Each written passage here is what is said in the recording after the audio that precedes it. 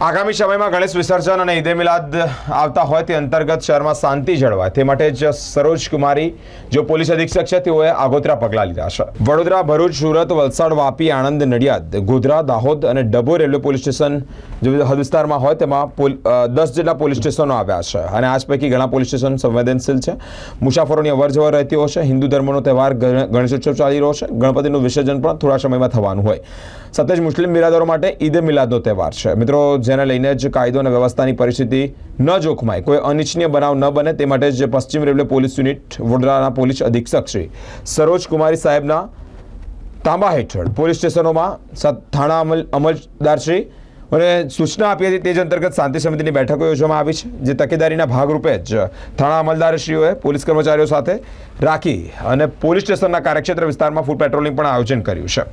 Railway station વિસ્તાર હોય ત્યાં વાહનોનું સઘન ચેકિંગ હાથ ધરવામાં આવે, કોઈ અનિચ્છનીય બનાવ ન બને તે અંતર્ગત સૂચનો અને માર્ગદર્શન પણ આપ્યું છે।